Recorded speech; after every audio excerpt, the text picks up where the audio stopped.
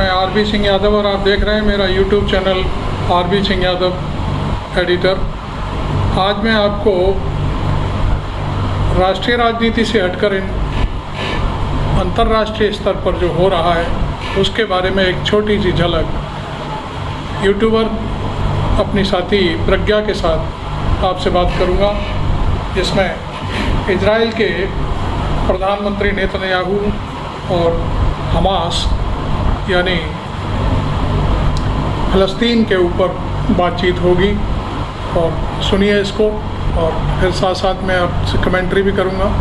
आप देखिए, प्रज्ञा को देखिए। अरब देशों के बीच मिडिल ईस्ट में मौजूद इजराइल में सुबह 7 बजे से ही सायरन बजने लगे। 5000 रॉकेट गाजा पट्टी से उड़कर इजराइल पर अंगारों की तरह बरसने लगे। गाजा पट्टी से सटे इजरायली गांवों, कस्बों और शहरों में चीख पुकार सी मच गई। 160 के करीब लोग मारे गए, 1000 से ज्यादा लोग घायल हो गए। इजराइल पर यह हमला आतंकी संगठन हमास ने किया था। आज के वीडियो में हम जानेंगे कि हमास क्या है, हमला क्यों हुआ, इजराइल फिलिस्तीन की जमीन को धीरे धीरे कैसे निकल रहा है, फिलिस्तीन को कैसे छोटी सी जगह पर समेट दिया गया, अपनी ही जमीन पर कैसे फिलिस्तीन यानी पैलेस्टीन इजराइल के रहम करम पर है। दोस्तों, इजराइल में आतंकी संगठन हमास और फिलिस्तीन की लड़ाई को समझने के लिए आपको सबसे पहले फिलिस्तीन का ये मैप देखना पड़ेगा।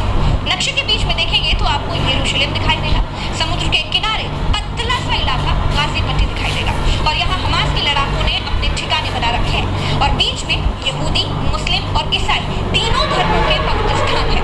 बगल में वेस्ट बैंक दिखाई दे रहा है, इसे ही फिलिस्तीन कहते हैं। हालत ये हो गई है दोस्तों कि फिलिस्तीन नक्शे पर अपने नाम के लिए तरस गया है।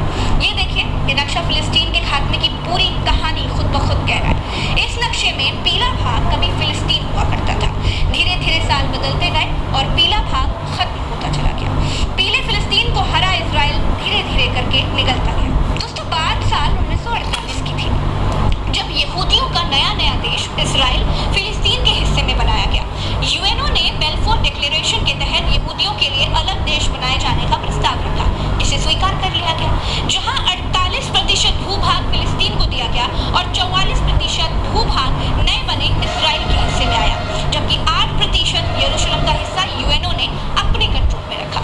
यहूदियों के लिए अलग देश बनाए जाने से आसपास के अरब देश और तब का फिलिस्तीन गुस्से में थे। दोस्तों, इजराइल पर 6 अरब देशों ने मिलकर हमला किया, लेकिन इजराइल के आगे 6 अरब देशों को घुटने टेकने पड़े।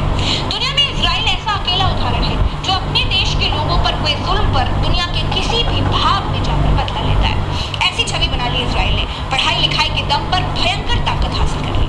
तो पहले युद्ध के बाद जहां तक इजराइल आगे बढ़ा था, वहां तक ये फिलिस्तीन पर कब्जा कर लिया।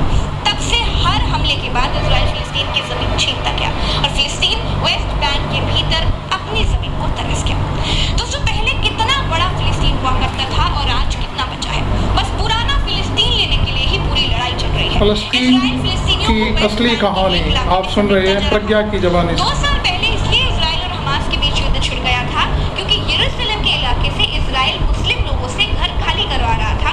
तब 38 लोग मारे गए थे। इजराइल फिलिस्तीनियों को प्रताड़ित, ये सब यूरोप से आए हुए लोगों की करतूत थी। इसी का बदला लेने के लिए आतंकी संगठन हमास, या फिर ये कहें कि अपने आप को फिलिस्तीन की सेना कहने वाला, अपने आप को फिलिस्तीन का रक्षक कहने वाला हमास इजराइल पर हमला करता है। हमास कहता है कि वो अपने लोगों की सुरक्षा के लिए इजराइल पर हमले करता है। दोस्तों, इजराइल और फिलिस्तीन के बीच यरूशलेम के लिए और पूरे फिलिस्तीन को बचाने के लिए संघर्ष चलता रहता है। यरूशलेम दोनों के लिए इसलिए महत्वपूर्ण है क्योंकि यरूशलेम में मक्का मदीना के बाद सबसे पवित्र स्थान मस्जिद अल अक्सा है। यरूशलेम ईसाइयों का भी पवित्र स्थान है। कहते हैं कि यहीं पर ईसा मसीह को सूली पर चढ़ाया गया था, यहीं पर वो फिर से जिंदा भी हुए थे। यहूदी कहते हैं कि यहीं पर उनकी वेस्टर्न वॉल है, यही उनका पवित्र स्थान है। वेस्टर्न वॉल का मतलब अगर आप नहीं जानते तो वेस्टर्न वॉल का मतलब एक दीवार से है।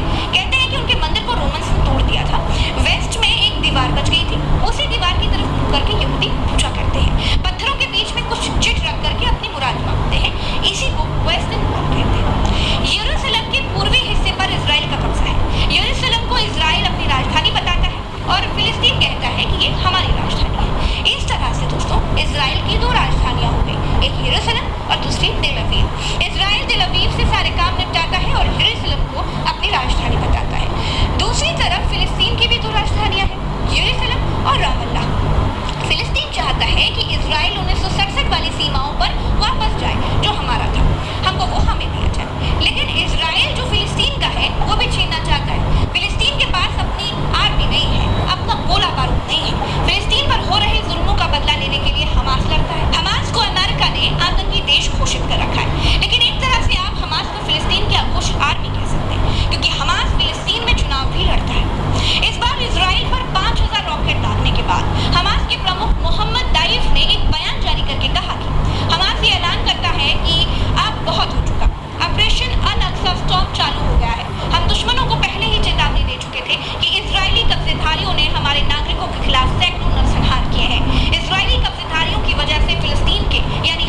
आप समझिए फिलिस्तीन का दर्द क्या है। हम ऑपरेशन अल अक्सा स्टॉर्म की शुरुआत की घोषणा करते हैं। हमने दुश्मनों के ठिकानों, एयरपोर्ट, सैन्य अड्डों पर हमले किए और 5000 से ज्यादा रॉकेट दागे।